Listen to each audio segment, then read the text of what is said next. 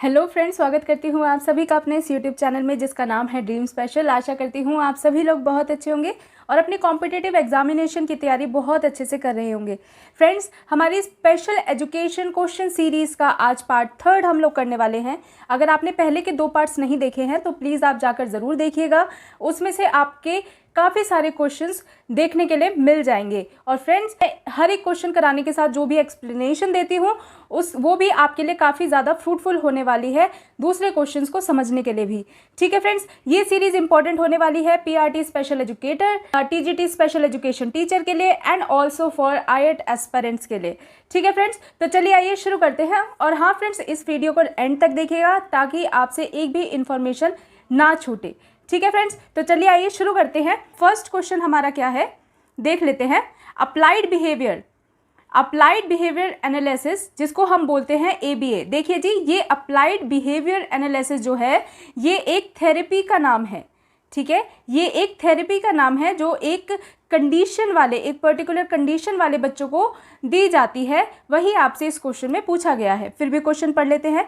Is often use to help children with which of the following condition. मतलब कि ABA जो हमारा therapy है, मतलब कि अप्लाइड व्यवहार विश्लेषण एबीए का उपयोग अक्सर बच्चों के लिए निम्नलिखित स्थितियों में से किसमें मदद करने के लिए किया जाता है। ठीक है फ्रेंड्स, तो आपसे पूछा जा रहा है कि एबीए थेरेपी जो है वो किन बच्चों के लिए यूज़ की जाती है। ठीक है फ्रेंड्स, पहले मैं आपको थोड़ा सा एबीए के बारे में बता दूं। ये जैसे कि आपको अप्लाइड बिहेवियर थेरेपी है ये।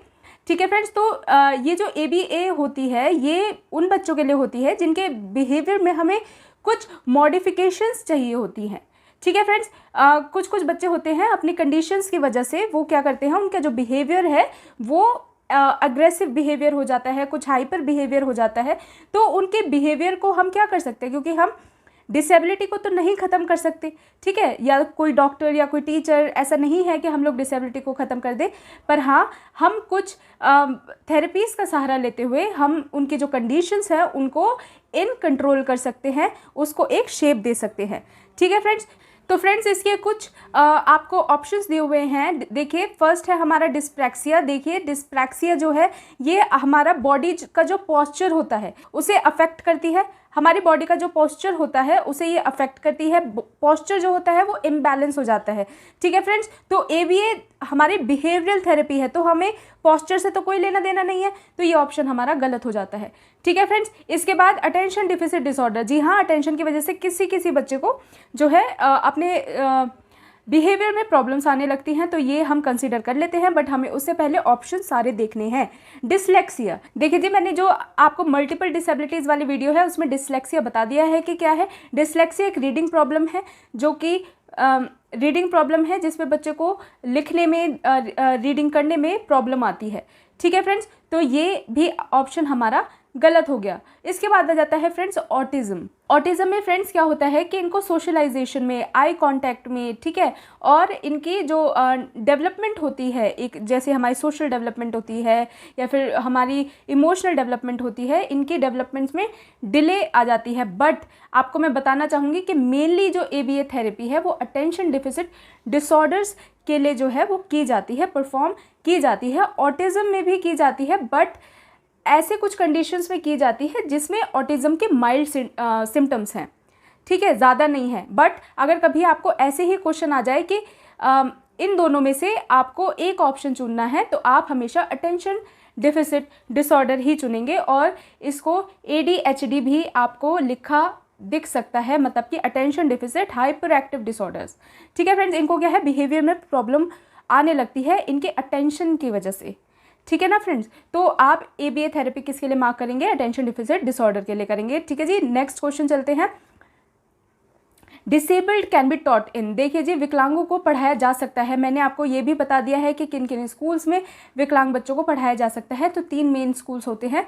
पहला स्पेशल स्कूल, जिसे हम कहते हैं विशेष विद्यालय, इंटीग्रेटेड स्कूल, एकाकृत विद्यालय, इंक्लूसिव स्कूल, समावेशी विद्यालय, and all of the above. तो हमारा आंसर होगा ऑल ऑफ द अबव। तीनों ही सेटिंग्स में, स्कूल सेटिंग्स में हम एक डिसेबल्ड बच्चे को पढ़ा सकते हैं, उनको पढ़ाया जा सकता है। ठीक है फ्रेंड्स, अब आप बोलेंगे कि इन सब में डिफरेंस क्या है। ठीक है फ्रेंड, तो इसके लिए मैं आपके लिए अलग से वीडियो बना दूंगी। फिलहाल आप यही समझ लीजिए कि आपके लिए ये तीनों ही ऑप्शन इंपॉर्टेंट है। इन तो तीनों ही स्कूल्स में विशेष बच्चों को या फिर स्पेशल बच्चों को, यूनिक बच्चों को पढ़ाया जा सकता है। ठीक है, आंसर है ऑल ऑफ द अबव। ठीक है फ्रेंड्स, तो चलिए आइए अब शुरू करते हैं अपना थर्ड क्वेश्चन। देख लेते हैं अपना third question friends. Small brain is scientifically known as, मतलब कि लघु मस्तिष्क को वैज्ञानिक रूप में जाना जाता है। हमारे बॉडी में एक ब्रेन होता है, ठीक है, ब्रेन का भी एक पार्ट होता है, ठीक है, ब्रेन का जो वो पार्ट होता है उसको हम बोलते हैं स्मॉल ब्रेन, जो कि रिस्पॉन्सिबल होता है काफ़ी सारी एक्टिविटीज़ करने के लिए जो भी हमारी बॉडी करती है। ठीक है ना फ्रेंड्स, तो जो वो हमारा स्मॉल ब्रेन होता है उसका साइंटिफिक नेम पूछा जा रहा है। एक तो ब्रेन हो गया, एक ब्रेन का हिस्सा होता है जिसको हम लोग बोलते हैं स्मॉल ब्रेन। ठीक है ना फ्रेंड्स, तो अब आपसे पूछा जा रहा है कि हमारी बॉडी में स्मॉल ब्रेन किसको बोला जाता है। तो देखिए, reticulum, medulla, cerebellum, mid brain, बताइए किसको बोला जाता है स्मॉल ब्रेन। याद रखिएगा, स्मॉल जैसे कि स की साउंड आ रही है ना, तो सेरिबेलम में भी स की साउंड आ रही है पहले, तो cerebellum is known as the small brain of our body. ठीक है फ्रेंड्स, इसको स्मॉल ब्रेन के नाम से जाना जाता है। और ध्यान रखिएगा, क्वेश्चन में जैसे कि मैंने आपको स्मॉल ब्रेन दिया है और ऑप्शंस में आपको ये सब लिख के दिया है, बट आपके क्वेश्चन में सेरिबेलम लिखा आ सकता है और यहाँ पे लिखा आएगा मिड ब्रेन, हाई ब्रेन, मतलब किसी भी तरीके का ब्रेन यहाँ पे लिख के दे देंगे। ठीक है, जैसे कि यहाँ पे लिखा है मिड ब्रेन, आपको दे देंगे हाई ब्रेन।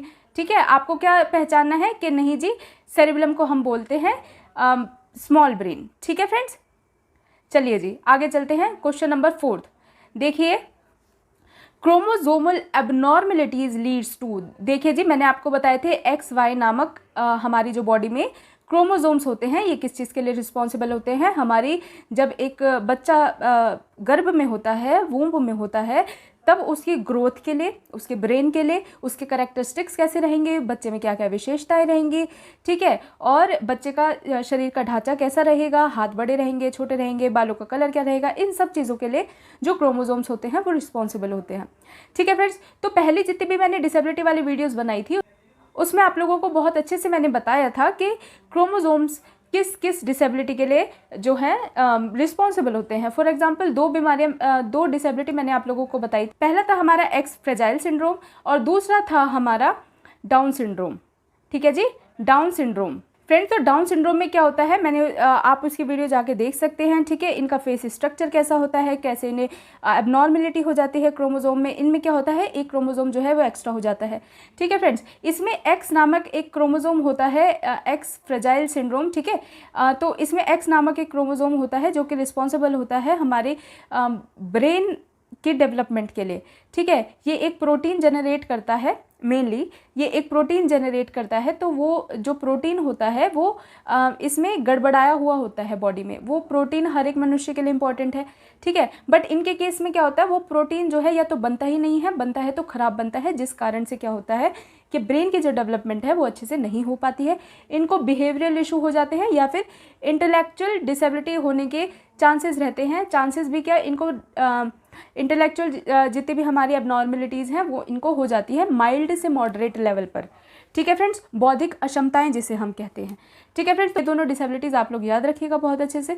फिलहाल अब आपसे पूछा गया है कि अबनॉर्मेलिटी, क्रोमोसोम की अबनॉर्मेलिटी असामान्यता की ओर जाता है, मतलब क्या करता है क्रोमोसोम की अगर क्रोमोसोम की एबनॉर्मेलिटी, विषमता आपके शरीर में हो जाएगी तो आपको क्या प्रॉब्लम हो सकती है।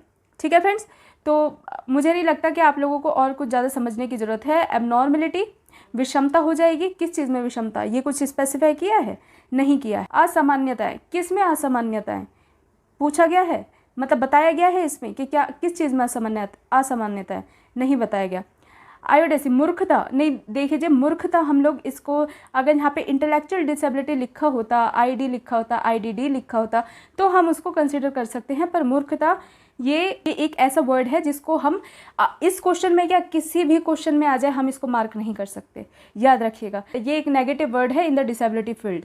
ठीक है फ्रेंड्स, अब आता है मेंटल रिटार्डेशन। जी हाँ, इनको क्या होता है, माइल्ड से मॉडरेट लेवल तक की जो है मेंटल रिटार्डेशन, इंटेलेक्चुअल डिसेबिलिटीज होने के चांसेस रहते हैं और चांसेस क्या हो ही जाते हैं। ठीक है फ्रेंड्स, क्रोमोसोम की एबनॉर्मेलिटी के वजह से, विषमताओं की वजह से क्या होता है, इंटेलेक्चुअल डिसेबिलिटीज या फिर मेंटल रिटार्डेशन, दोनों में से कोई भी वर्ड आए आपको टिक करना है।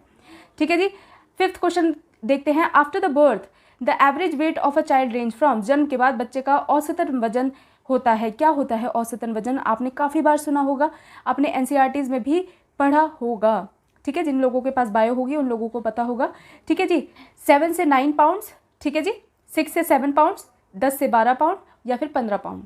देखिए जी, यहाँ पर 7 तो ठीक है बट 9 तो बहुत ज़्यादा हो जाता है, ठीक है। वो बच्चे किस में आते हैं, ओबीज में आते हैं। एक तो होता है फैट, एक होता है ओवरवेट। ओवरवेट से भी जो ऊपर होते हैं उनको बोला जाता है ओबीज। क्या बोला जाता है, ओबीज। तो वो उन बच्चों में आ जाते हैं, श्रेणियों में आ जाते हैं। तो 9 तो बिल्कुल भी नहीं होगा, ठीक है। अब देखिए बी ऑप्शन जो है इसमें लिखा है 6 पाउंड्स। अब देखिए जी 6 पाउंड का मतलब है यहाँ पर 2.5 किलो के आसपास बैठता है, ठीक है, 2.5 किलो के आसपास बैठता है। इसके बाद 7 का अगर हम लगाए तो ये 3.5 kg के आसपास ये बैठता है। याद रखिएगा, अगर यहाँ पर केजी लिखा हो तब आपको 2.5 से 3.5 मार्क करके आना है। पाउंड से लिखा हो 6 से 7 मार्क करके आना है। ना ही कम होना चाहिए, ना ही इससे ज़्यादा होना चाहिए, ठीक है फ्रेंड्स। और कभी आपको कंफ्यूज करने के लिए ऐसे एक ही तरह ऑप्शन दे देगा कि 7 लिख दिया यहाँ पे, बट आपको ये कंसिडर नहीं करना है। 7 से 9 जा रहा है, ठीक है। तो जो परफेक्ट होगा उसे ही कंसिडर करिएगा। तो आपका आंसर हो गया 6 से 7 पाउंड, जिसका 6 का बैठता है 2.5 kg समथिंग एंड 7 का बैठता है हमारा 3.5 kg समथिंग, ठीक है जी, 3.5 किलो जिसे हम लोग बोलते हैं। अब देख लीजिए 6th क्वेश्चन हमारा क्या कह रहा है, लर्निंग डिसेबिलिटी कंप्राइजेज ऑफ, सीखने की अक्षमता में शामिल है। देखिए जी लर्निंग डिसेबिलिटीज़ के बारे में हम लोग काफ़ी चर्चा करते हैं, आप लोगों को काफ़ी बार इसके लर्निंग डिसेबिलिटीज़ के बारे में बताया हुआ है, ठीक है friends. Multiple disability and intellectual disability वाली वीडियो में मैंने आपको लर्निंग डिसेबिलिटीज़ बहुत अच्छे से समझा दी हैं, ठीक है फ्रेंड्स। डिफ़िकल्टी इन रीडिंग, जी हाँ, ये भी एक लर्निंग की हमें दिक्कत है, जिसमें हमें सीखने में दिक्कत होती है, जिसमें हमें पढ़ने में कठिनाई होती है। तो ये भी हमारी लर्निंग डिसेबिलिटी श्रेणी के अंदर आता है। डिफ़िकल्टी इन राइटिंग, जी हाँ, लिखने में कठिनाई, जिसको हम लोग बोलते हैं डिसग्राफिया, ठीक है। डिफ़िकल्टी इन मैथमेटिक्स, जी हाँ, ये भी बिल्कुल ठीक है, जिसको हम बोलते हैं डिसकैलकुलिया। कैलकुलेटर से वर्ड आया है कैलकुलिया, ठीक है फ्रेंड्स। तो कैलकुलिया से याद रखना कि वो उसमें मैथ से रिलेटेड प्रॉब्लम है। ग्राफिया में याद रखना कि उसको राइटिंग से रिलेटेड प्रॉब्लम है। ग्राफ किससे बनता है, हाथों से बनता है, तो याद रखिएगा, ठीक है। रीडिंग से मतलब है डिसलेक्सिया। क्या, डिसलेक्सिया, हिंदी में भी ऐसे ही लिखा जाएगा डिसलेक्सिया, कोई और नया वर्ड नहीं आएगा। तो ये तीनों की तीनों जितनी भी डिफ़िकल्टी है ये आ जाती है हमारी लर्निंग डिसेबिलिटी के अंदर, ठीक है ना फ्रेंड्स। और इसका आंसर होगा ऑल ऑफ द अबव, ठीक है फ्रेंड्स, नहीं भूलेंगे। आगे चलते हैं। 7th क्वेश्चन देखिए जी, लेक्सिकल डिसलेक्सिया। अभी मैंने आपको बताया रीडिंग से रिलेटेड दिक्कत को हम लोग क्या बोलते हैं, डिसलेक्सिया। अब इसमें बोला है कि लेक्सिकल डिसकैलकुलिया, मतलब डिसकैलकुलिया है पर मैथ्स में दिक्कत है, बट लेक्सिकल प्रॉब्लम है, is a problem of mathematics इन। अब आपको ये भी बता दिया कि मैथ्स में दिक्कत है, ठीक है ना फ्रेंड्स। बट मैथ्स में अगर लेक्सिकल वर्ड आ गया मतलब कि कुछ ना कुछ पढ़ाई में रीडिंग में दिक्कत है, क्योंकि लेक्सिकल वर्ड आ गया, ठीक है। मैथ्स में पढ़ने में दिक्कत है। अब आप ऑप्शन देखिए, रीडिंग नंबर्स, रिकॉर्डिंग नंबर्स। देखिए जी ऐसा तो कुछ हमने सुना ही नहीं लेक्सिया में, ठीक है, ना ही हमने डिसकैलकुलिया में सुना। प्रोनाउंसिंग नंबर, जी नहीं, इनको प्रोनाउंस करने में कोई भी दिक्कत नहीं होती। जी हाँ, लेक्सिकल हमारा आ गया। रीडिंग नंबर मतलब कि संख्या पढ़ने में ये क्या होगा, जैसे कि 703 लिखा है, मान लीजिए ये इसको 703 ऐसे पढ़ लेंगे, या फिर 307 पढ़ लेंगे, या फिर 037 पढ़ लेंगे, ठीक है। इसको 7 नहीं पढ़ेंगे, इसको लिख भी उल्टा देंगे। तो इस तरीके से इनको पढ़ने में दिक्कत आती है। इनके सामने जो वर्ड्स होते हैं ना फ्रेंड्स, जो इनके सामने जो लेटर्स आएंगे जैसे कि 703, ये जंबल में आते हैं, ये कोऑर्डिनेट नहीं बिठा पाते, ठीक है ना फ्रेंड्स। तो चलिए अब आगे शुरू करते हैं। ADD से याद रखिएगा, ऐसे भी क्वेश्चंस आ जाते हैं जिसमें आपको ADD का भी मतलब नहीं बताया जाएगा। ADD से याद रखिएगा अटेंशन डिफिसिट डिसऑर्डर, जो हमने फर्स्ट क्वेश्चन में पढ़ा था, अटेंशन डिफिसिट डिसऑर्डर। याद रखेंगे ADD, अटेंशन डिफिसिट डिसऑर्डर, मतलब कि अटेंशन में दिक्कत है, बच्चा जो है एक जगह पर अटेंशन नहीं दे पाता, कुछ चीज़ ध्यान से नहीं पढ़ पाता, कुछ चीज़ पे काफ़ी देर तक ध्यान नहीं लगा पाता। उसका जो अटेंशन स्पैन है, मतलब जो उसका एक टाइम होता है हमारा अटेंशन किसी एक पर्टिकुलर चीज़ पे लगाने का, वो बहुत छोटा है, तो शॉर्ट अटेंशन स्पैन है, ठीक है फ्रेंड्स। तो ADD, अटेंशन डिफिसिट डिसऑर्डर, नहीं भूलेंगे। तो जिनको ये अटेंशन डिफिसिट प्रॉब्लम होती है ये ईजिली डिस्ट्रैक्ट हो जाते हैं। तो आपसे पूछा गया है कि किस कारण से ये ईजिली डिस्ट्रैक्ट हो जाते हैं, क्या तापमान की वजह से, क्या क्लाइमेट की वजह से, विंड की वजह से, या फिर नॉइसेस। देखिए जी छोटी मोटी भी नॉइसेस होंगी, ये उनसे भी डिस्ट्रैक्ट हो जाएंगे, ठीक है। तो इसका आंसर हो गया हमारा D। याद रखिएगा नॉइसेस मतलब कि शोर से ये बहुत ईजिली डिस्ट्रैक्ट हो जाएंगे। इनका फ्रेंड भी कुछ कह रहा होगा, मैम इनको इनकी आंखों में आंखें डालकर इनको पढ़ा रही होंगी ताकि इसका अटेंशन बच्चे का जो है वो बने, बट जैसे ही इधर से मतलब फ्रेंड की आवाज़ आई ये एकदम से ऐसे देखेंगे। ठीक है फ्रेंड्स, अब नहीं भूलेंगे तो आगे चलते हैं। ODL स्टैंड्स फॉर, देख लीजिए ODL स्टैंड्स फॉर, ऑप्शन देख लीजिए। ODL की फुल फॉर्म पूछी जा रही है, स्टैंड्स फॉर मतलब कि फुल फॉर्म। ठीक है, open distance learning, operational district of learning, सीखने का परिचालन जिला। नहीं जी, ऐसा तो हमने कुछ आज तक भी नहीं सुना। ओपन डायरेक्ट लर्निंग, ऐसा भी हमने कुछ नहीं सुना। ओपन डिस्टेंस लर्निंग हमने सुना है। ठीक है फ्रेंड्स, तो इसका आंसर भी ओपन डिस्टेंस लर्निंग ही है। ओके फ्रेंड्स, 10th देख लीजिए। It is important for teachers to have, शिक्षकों के लिए क्या महत्वपूर्ण है, क्या महत्वपूर्ण है। आप लोग अब टीचर बनने जा रहे हैं, आप लोगों के लिए क्या महत्वपूर्ण है। Complete knowledge of your subject, विषय का पूरा ज्ञान। जी हाँ, जिस भी आप सब्जेक्ट के टीचर बनेंगे या फिर स्पेशल एजुकेशन के बनेंगे आपको पूरा ज्ञान होना चाहिए, तो ये आंसर हमारा करेक्ट होता है। सेकंड पढ़ लेते हैं, complete knowledge of teaching method. जी हाँ, हर बच्चा एक दूसरे से अलग होता है, कोई भी बच्चा किसी भी बच्चे से सेम नहीं हो सकता इन ओवरऑल पर्सपेक्टिव। अगर हम पूरा देखें तो एक बच्चा सेम टू सेम दूसरे बच्चे जैसा नहीं हो सकता, कुछ ना कुछ तो उनमें डिफरेंसेस होंगे ही। ठीक है, तो उन डिफरेंसेस को, उनकी नीड को, उनकी जो विशेषताएं हैं उनको, उनकी जो ज़रूरतें हैं उनको, उनकी जो डिसेबिलिटी है उसको ध्यान में रखकर क्या मेथड अप्लाई करना है वो एक टीचर को पता होना चाहिए। और टीचिंग जब आप करेंगे अपना जो भी जिस भी टीचिंग फील्ड में अगर आप कर चुके हैं या आप करेंगे तो उसमें आपको बहुत अच्छे से पढ़ाए जाएंगे टीचिंग मेथड्स के बारे में, और आप लोगों को भी बहुत अच्छे से पढ़ने हैं। ठीक है फ्रेंड्स, अभी तक ये दोनों हमारे ऑप्शन बिल्कुल सही हुए। Third, knowledge about the student. जी हाँ, उसको क्या अच्छा लगता है, किस चीज़ में इंटरेस्ट लेता है, किस चीज़ में बोर होता है, कौन सा ऐसा एरिया है जहाँ पर जिस पर हमें काम करना है। तो एक बच्चे के बारे में हमें कंप्लीट नॉलेज होनी चाहिए, राइट। उसको किसी क्या चीज़ उसको ऐसी है जो उसके दिल को हार्म ना करे, उसको वो ऐसी कोई बात ना हो जिसमें वो बच्चा दिल पे लेकर बैठ जाए। तो टीचर्स को इन सब चीज़ों का भी ध्यान रखना पड़ता है। तो नॉलेज अबाउट द स्टूडेंट, जी हाँ, it is very important for the teacher to have knowledge about their students. ठीक है फ्रेंड, छात्रों के बारे में ज्ञान होना बहुत ज़रूरी है। तो आंसर हो गया ऑल ऑफ द अबव, सारे ही आप में जो है गुण होने चाहिए। 11th पढ़ते हैं, which disability is not mentioned in PWD act. याद रखिएगा PWD 1995 में जो आई थी उसमें एक डिसेबिलिटी जो कि मेंशन नहीं की गई थी। ठीक है फ्रेंड, जो कि मेंशन नहीं की गई थी हमें वो बतानी है। फर्स्ट है फ्रेंड्स, देख लीजिए, hearing impairment, visual impairment, locomotor disability, sickle cell disease. देखिए जी, ये सिकल सेल डिसीज़ है, ये हमने RPWD एक्ट मतलब right to person with disabilities act 2016 में जो आया था उसमें हमने ये वाली डिसेबिलिटी पढ़ी थी। ये किससे रिलेटेड है, ब्लड से रिलेटेड है। इसमें क्या होते हैं, हमारे जो सेल होते हैं, ब्लड के सेल कैसे होते हैं, हमारे एक नॉर्मल इंसान के गोल होते हैं, ठीक है, ओवल शेप के होते हैं, जिससे क्या होता है कि हमारे ब्लड में जहाँ हमारे शरीर में जहाँ पे भी ब्लड जाता है वो आराम से फ्लो कर सकता है बिना किसी परेशानी के। बट इनमें क्या होता है, इनमें जो सेल होते हैं, ब्लड के सेल होते हैं, ये ऐसे चंद्रमा के आकार के हो जाते हैं, जिस कारण क्या होता है कि जैसे ये जोड़ है तो इन जोड़ में आगे फंस जाते हैं, जिसके कारण इनको सूजन, दर्द, ये सब चीज़ें इनको जो है अपनी सफ़र करनी पड़ती है। ठीक है, तो ये भी एक तरीके की डिसीज़ है। इसमें क्या होता है, एक चीज़ और इसमें मेन है, इसमें इंसान की जो आयु होती है वो घट जाती है। करीबन 45 से 47 ईयर्स देखा गया है कि ये इंसान जो है नॉर्मली जीते हैं। ठीक है, ये बीमारी ज़्यादा इंडिया में तो नहीं है, ये ट्रॉपिकल एरियाज़ में है, ठीक है, जहाँ पर बारिश वगैरह ज़्यादा होती है। ठीक है, उन वाले देशों में ये ज़्यादा देखी गई है, पाई गई है, यहाँ पर नहीं देखी गई है। फिर भी ये 21 डिसेबिलिटीज़ के अंदर जो कि हमारा RPWD एक्ट आया था उसमें इसको मेंशन कर दिया गया है। ठीक है फ्रेंड्स, तो ये तीनों डिसेबिलिटी हमारी थी, ऊपर वाली जितनी भी हैं ये वाली नहीं थी, क्योंकि क्वेश्चन में क्या बोला गया है, नॉट मेंशन्ड, मतलब कि नहीं लिखी गई है। ठीक है, तो नहीं लिखी कौन सी गई है, सिकल सेल डिसीज़। अब आप लोग एक बार देख लीजिए, PWD एक्ट में टोटल 7 डिसेबिलिटीज़ थी। ठीक है, कौन कौन सी थी, blindness, low vision, leprosy cured, ठीक है, hearing impairment, locomotor disability, mental retardation and mental illness. ठीक है जी, याद रखेंगे।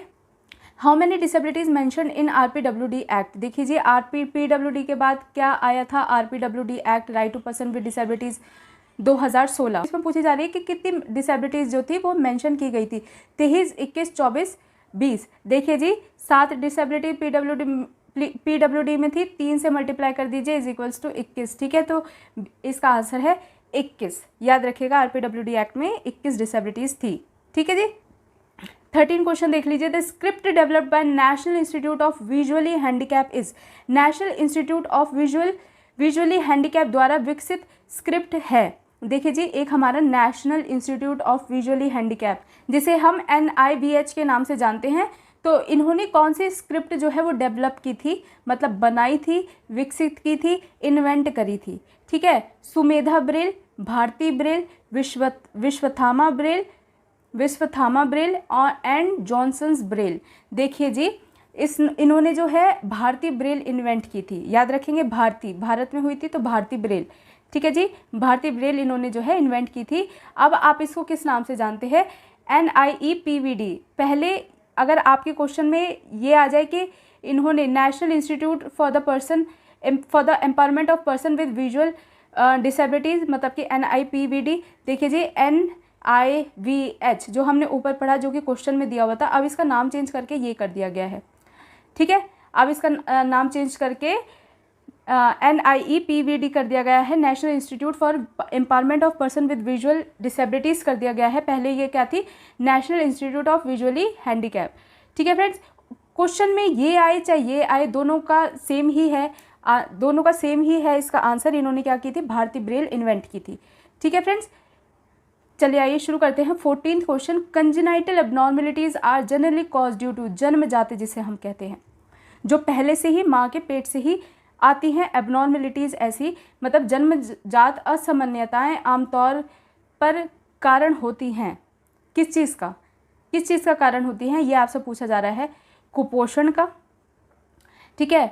जो जैसे एक बच्चा अभी वूम्ब में ही है, मतलब गर्भ में ही है, तो उसको ऐसे क्या चीज़ होगी? मैलन्यूट्रिशन होगी, इमोशनल भावनात्मक तनाव होगा माँ को, तो ऐसा क्या होगा कि उसको जन्मजात ही वो डिसेबिलिटी आई है, तो क्या कारण रहा होगा, आपसे ये पूछा जा रहा है।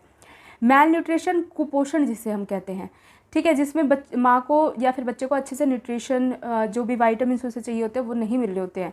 इमोशनल स्ट्रेस, भावनात्मक तनाव, जैसे कि बच्चा अगर पेट में है उस दौरान माँ को कोई भी इमोशनल स्ट्रेस है, ठीक है, या फिर उसके ऊपर कुछ उत्पीड़न हो रहा है, या फिर उसको किसी तरीके से टॉर्चर किया जा रहा है जिसके कारण वो इमोशनली स्ट्रेस में है, या फिर उसके घर पे ऐसी कोई दुर्घटना हुई है जिससे इमोशनल स्ट्रेस है, तो सीधा सीधा प्रभाव किस पे जाएगा? बच्चे पे जाएगा। और देखिए, मेल न्यूट्रिशन का भी प्रभाव किस पे जाएगा? बच्चे पे जाएगा, क्योंकि जो माँ खाती है वही बच्चे में पहुँचता है। एक्सेसिव मेडिकेशन, देखिए जी, अत्यधिक दवाएँ, आपको मैंने पहले भी बताया था, जो डॉक्टर बताए सिर्फ वही प्रिस्क्राइब दवाइयाँ एक माँ को इस दौरान लेनी चाहिए, हार्मफुल ड्रग्स से बचना चाहिए, ठीक है फ्रेंड्स। तो आंसर क्या हुआ? All of the above. ये सारे ही कारण हो सकते हैं जिसके कारण एक बच्चे में दिक्कत आ सकती है जन्म से पहले ही, ठीक है फ्रेंड्स। तो इन सब चीज़ों से बचना है। 15th question, one of the following is not considered as a negative emotion. देखिए, निम्नलिखित में से एक को नकारात्मक भावना नहीं माना जाता है। नहीं का ध्यान रखिएगा, नॉट का ध्यान रखिएगा, ठीक है। सबसे पहली बात तो ये फियर, एंगर, डर, क्रोध, जिज्ञासा, चिंता, ये सब हमारी क्या है? ये सब हमारे एक इमोशन है, एक पर्सन की इमोशन है, राइट। आप लोग कभी कभी डर भी महसूस करते हो, कभी कभी गुस्सा भी हो जाते हो, कभी कभी जिज्ञासा भी होती है। तो आपसे पूछा जा रहा है कि नेगेटिव इसमें से कौन सा है, पॉजिटिव कौन सा है, ठीक है। अब आपसे क्वेश्चन में क्या पूछा गया है कि नेगेटिव वो इमोशन नहीं है। देखिए जी, फियर, एक लाइन से याद रखिएगा, डरो मत, आगे बढ़ो, डरो मत, जिसको करने के लिए आपको मना किया जा रहा है, it means that is negative emotion. क्रोध के लिए कह के देखो एक लाइन, इतना भी गुस्सा ठीक नहीं है, ठीक है, इतना भी गुस्सा ठीक नहीं है, ऐसा सुनते हैं ना, तो इसके आगे भी क्या आ गया? नेगेटिव वर्ड आ गया, ठीक है। इतनी भी क्या घबराहट है किसी बात की, इतनी भी क्या एंग्जाइटी है, हद से ज़्यादा चिंता भी एक गलत इमोशन है। बाकी बचता है क्यूरियोसिटी। अब आप मेरे को इसका आंसर बताइएगा कि इसका आंसर क्या हो सकता है, ठीक है फ्रेंड्स, कमेंट बॉक्स में लिख दीजिएगा। अगर वीडियो आप लोगों को अच्छी लगी हो तो लाइक कर दीजिए एंड अपनों के साथ शेयर कर दीजिए, ठीक है फ्रेंड्स। और अगर आपने अभी तक हमारे चैनल को सब्सक्राइब नहीं किया है तो ऐसी ही आने वाली वीडियोस देखने के लिए आप हमारे चैनल को सब्सक्राइब कर सकते हैं, ठीक है फ्रेंड्स। तब तक के लिए ध्यान रखिए और मिलती हूँ आपसे नेक्स्ट वीडियो में। तब तक के लिए friends take care and friends do remember, dream it, achieve it, bye bye.